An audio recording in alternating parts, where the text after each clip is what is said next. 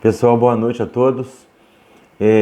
Primeira coisa é que deu uma chuva aqui agora à tarde, não sei o que aconteceu com a minha internet. Eu comecei a ministrar aula pelo Google Meet, dois alunos entraram, eu não consegui continuar por falta de conexão. Então, eu vou fazer a gravação da aula aqui pelo YouTube, deixar para vocês lá no Classroom, e aí vocês vão usar essa aula, que é complemento da aula anterior, para fazer as atividades que já foram postadas lá no Cinef. O assunto é balanço de pagamentos. Nós discutimos esse assunto na segunda-feira.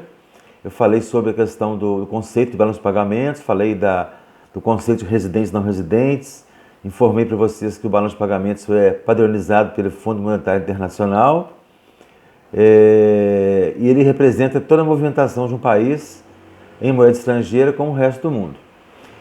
Ele é contabilizado em dólares, apesar de ter operações em euros, em ouro, em japonês, em libras esterlinas, em outras moedas conversíveis, mas ele é todo convertido para dólares para evitar divergências, né? E para comparar com outros países que todos contabilizam em dólares. Então, eu mostrei para vocês, se vocês quiserem acompanhar aí pelo slide que está no Cinef, aquele slide que tem no balanço de pagamentos, a estrutura simplificada, eu falei da conta corrente do lado esquerdo e da conta capital financeira do lado direito. A conta corrente, ela é um conjunto de contas, né, na verdade, que representa as atividades próprias do país. Exportações, importações, contratação de fretes, venda de fretes para empresas brasileiras, viagens internacionais. E essa conta corrente, né, o total dela, ela tem um movimento anual, calculado anualmente, claro que ela é contabilizada diariamente, mas ela dá saldo positivo ou negativo. Ou seja, saldo positivo seria ótimo, saldo negativo não é tão ruim assim, dependendo da situação do país. E esse saldo negativo, ele é financiado pela conta financeira, do lado direito aí, que vocês estão vendo no slide. A conta financeira tem vários itens, mas tem dois itens fundamentais, que são investimentos indiretos e investimentos diretos. Então, o país sempre conta com o financiamento desses investimentos para suprir o saldo negativo na conta corrente. Então, o Brasil, no momento, tem saldo negativo em conta corrente e está com tranquilidade conseguindo financiar esse saldo com investimento indireto e investimento direto. Conceito de investimento indireto e direto, eu falei na última aula, está à disposição para vocês lá no Classroom, no vídeo aula. Aliás, foi uma aula ao vivo. Atividade que vocês vão fazer está perguntando sobre isso. Então, vocês devem assistir a aula para responder as perguntas e usar material para estudar. Esses slides são bem textuais, já diz, e ele é suficiente para vocês entenderem o assunto. Se não for, busquem aí outros canais de informação, internet, biblioteca digital. Vocês não vão ter dificuldade de encontrar esse assunto nos próprios jornais, né, brasileiros aí, de economia. O assunto é regularmente abordado aí, e vocês vão encontrar com muita facilidade. Então, na sequência aqui, eu vou agora explicar. Eu expliquei todas as contas na última aula de forma global, né? E agora eu vou conceituar uma por uma para vocês fecharem aí na cabeça, digamos assim, o assunto balanço de pagamentos. Conta corrente. A conta corrente representa a movimentação de bens, serviços e transferências unilaterais de um país com o resto do mundo. Seu resultado mostra o desempenho das contas externas de um país por meio da movimentação de transações próprias. Eventuais saldos negativos na conta corrente podem alterar a taxa de câmbio. Saldo em conta corrente muito negativo faz com que as pessoas busquem mais dólares ou já estão buscando e a taxa de câmbio pode se desvalorizar. E eventuais déficits, saldo negativo, né, nesta rubrica, devem ser financiados com recursos externos, principalmente investimentos e empréstimos. E aí está a síntese da conta corrente, que é composta de balança comercial, balança de serviços e balança de rendas. Elas estão aqui juntas, mas lá no balanço a gente separa, e por transferências unilaterais. A balança comercial é composta da soma das exportações menos as importações, pelo valor FOB, não inclui seguro nem frete, mercadoria pelo valor no ponto de embarque no território nacional, e também a mercadoria importada, quando chega aqui, é deduzido o valor do frete seguro internacional, e vai dar o saldo da balança comercial, que no momento está positivo. O Brasil tem aí mais ou menos 6 bilhões de saldo positivo até abril deste ano, até esse momento. A balança de serviços, né, também é contabilizada lá, várias coisas que a gente vai observar aqui agora, como é que ela é contabilizada.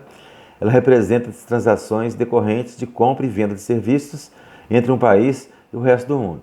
Então aqui, ó, temos aí os serviços, né, que a gente compra ou vende no mercado internacional, e o resultado final vai dar o saldo da conta balança de serviços. Então, turismo, viagem ao exterior, nós gastamos mais dinheiro no exterior do que estrangeiros no Brasil. Essa conta é sempre negativa. Transportes, nós temos mais gastos com transportes, com fretes internacionais, do que vendemos fretes. Nossa frota de navios é pequena. E aí vai seguros, serviços financeiros, informática e computação, royalties e licenças, aluguéis de máquinas, despesas diplomáticas, serviços técnicos, empresariais e outros. Então, o resultado dessa conta, ele vai ser o mais e menos resultado dessas transações que eu relacionei para vocês. A balança de rendas representa a movimentação de recursos decorrentes e remuneração de pessoas, salários e outras, e renda sobre investimentos de um país no exterior e de outros países no território nacional. Registra principalmente as transferências de juros e dividendos entre países. Pessoal, essa conta é muito importante. Olha só a composição dela. Primeira coisa, remuneração pelo trabalho. Eu já falei com vocês na última aula. Um brasileiro que está no exterior temporariamente, recebe salário, o dinheiro entra como saldo positivo aqui. Alguém do exterior está no Brasil, recebe salário, vai levar o dinheiro para fora, sensibiliza negativamente essa conta aí, salários. Investimentos, e aqui é o calo às vezes, né? Rendimentos de investimento direto são os dividendos, né, que as empresas que estão aqui mandam para fora, e também empresas brasileiras que estão lá fora mandam para o Brasil. Investimentos indiretos, aplicações financeiras feitas no Brasil, os juros das aplicações financeiras, os ganhos na venda de ações, quando transferidos para o exterior, sensibilizam esta conta. E outros investimentos. Então essa conta aqui é sempre negativa, porque tem mais empresa estrangeira no Brasil do que brasileira no exterior. Então o volume que se manda para o exterior de dividendos é muito representativo, e esta conta acaba sensibilizando a conta corrente e acaba transformando a conta corrente em saldo negativo. Por último, nós temos as transferências unilaterais, que são recursos que vão e vêm do exterior sem qualquer contrapartida. Exemplos: doações governamentais. Então o Brasil pode doar lá um recurso para o Chile em função de um terremoto, para ajudar. Não tem contrapartida nenhuma, é uma decisão do governo brasileiro. Reparação de guerra. Um país participou de uma guerra, quem provocou a guerra deve repará-lo, e aí vai entrar ali como um crédito em reparações de guerra. Manutenção de pessoas, eu posso mandar dinheiro para o exterior, para o meu filho, por exemplo, que está lá, manutenção. Herança, posso ter herança no exterior, a minha família é espanhola, eu sou herdeiro, eu herdei uma casa na Espanha, vendo a casa lá, trago dinheiro para cá, entra aqui como transferência unilateral. E também um item muito importante são as pensões de não residentes, imigrantes locais. São, por exemplo, italianos que aposentaram na Itália, mudaram para o Brasil. Regularmente recebem suas aposentadorias em euros, mas vão ao mercado de câmbio trocar os euros por reais, e os euros ficam contabilizados aí como pensões de não residentes de forma credora. Então, a conta corrente vai ser o saldo final de balança comercial, balança de serviços, balança de rendas e transferências unilaterais. Depois nós temos a conta capital financeira, que representa a movimentação financeira decorrente de ativos intangíveis e de ativos fixos, e também relativos a operações de investimentos diretos e em carteira, bem como de empréstimos e financiamentos internacionais. É fundamental no financiamento de eventual saldo negativo em conta corrente. Então vamos lá. Conta capital e conta financeira, que é o desmembramento da conta capital financeira, claro. E a conta capital, ela vai contabilizar transferências de propriedades de ativos. Uma empresa industrial tem uma planta no Brasil, uma filial, coloca aqui provisoriamente uma máquina que vai trabalhar, depois vai voltar para o exterior. É investimento? Não. É uma transferência de ativos que vai gerar atividade produtiva no país. Então ela é muito importante também. Transações relativas à aquisição de marcas e patentes. Falei na última aula, McDonald's, Coca-Cola, outras marcas famosas aí que tem franquias aqui. Essas marcas são ativos intangíveis, ou seja, não consigo pegar, né? Mas valem milhões, até bilhões.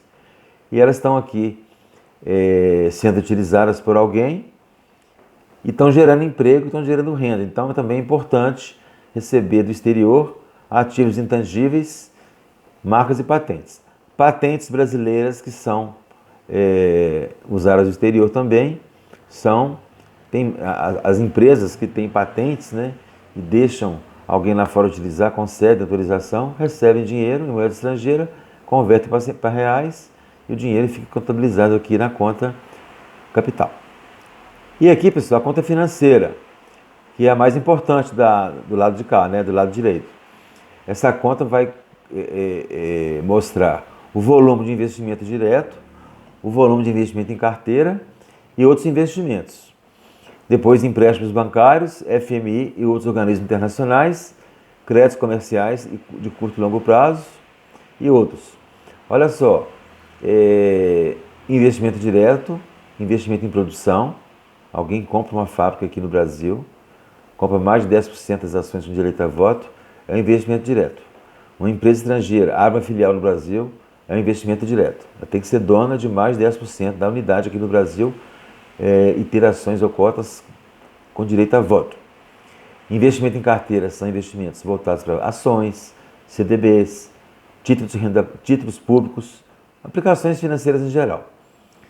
E eu ressaltei bastante na última aula como acontece a volatilidade, né, nesse setor aí, investimento em carteira, em direto ou em portfólio. São investimentos que vêm e vão rapidamente, são muito movimentados ao sabor da economia e dos fatos. Então o governo prefere financiar eventual saldo em conta corrente por meio de investimento direto. Desculpa aí, gente. Por meio de investimento direto. E o Brasil tem conseguido isso, financiar seu saldo em conta corrente negativo com investimento direto. Agora, se o país tem crise, não consegue captar recursos, não consegue receber investimentos, está com saldo negativo em conta corrente, não está conseguindo exportar, ou seja, ele tem que se financiar de alguma forma, não quer gastar reservas, acaba tendo que gastar. Gastou as reservas, não tem ambiente econômico que vai atrair investimentos estrangeiros, ele vai ter que buscar recursos o quê? Por meio de bancos do exterior, que vai ser muito difícil, bancos emprestar para o governo em situação difícil é muito complicado, e aí é partir para o FMI, que é um fundo composto de vários países, todos que participam têm cotas lá, ele vai financiar eventuais déficits em balanço de pagamentos. Claro que são empréstimos e que devem ser pagos de volta para o FMI. Então, pessoal, com relação ao balanço de pagamentos, é isso que eu tinha que falar. Se vocês tiverem alguma dúvida, por favor, marcilia@fumec.br, ok? Ou então no Classroom. Pode perguntar à vontade, eu responderei. Por último, né, tem um slide aí que fala assim, impactos do balanço de pagamentos na economia. Bom, claro, o impacto é direto, um balanço de pagamentos saudável, que mostra boas reservas, que mostra uma boa entrada de investimentos, com um saldo negativo razoável em relação ao PIB, ou saldo positivo em conta corrente, tudo isso é sinal positivo para a economia. Então, o balanço de pagamentos, na verdade, ele é consequência da economia. A economia que vai refletir no balanço de pagamentos, o que está meio que ao contrário. O impacto da economia no balanço de pagamentos. O balanço de pagamentos vai mostrar a situação econômica sob o aspecto cambial, sob o aspecto de transações com o mercado externo. E o Brasil está bem nisso aí, pessoal. Nós temos grandes problemas, baixo crescimento econômico, déficit público muito grande agora então com esse coronavírus, mais ainda, mas nossas contas externas estão saudáveis, precisam de ser acompanhadas mais de perto. Estamos tendo aí perda de investimentos em função do coronavírus, as pessoas estão preferindo investir em mercados mais seguros, digamos assim, se é que existe mercado seguro hoje, mas pelo menos investir em países que têm moeda forte fica bem melhor. E também o impacto do balanço de pagamentos no mercado de capitais. Então, quando o mercado de capitais olha para o balanço de pagamentos de um país, ou do seu próprio país, vê lá situação complicada, falta de dólares, dificuldades de investimento, ele não vai receber, ele não vai conseguir funcionar bem. Não recebe investimento externo, tem um déficit cambial maluco. E aí? O que vai acontecer com o mercado financeiro? Vai trabalhar pouco em função das contas externas. Então, o mercado financeiro de capitais, ele trabalha muito em função do balanço de pagamentos, das contas externas. Ou seja, entra dinheiro de investimento direto, o dinheiro acaba caindo no mercado financeiro.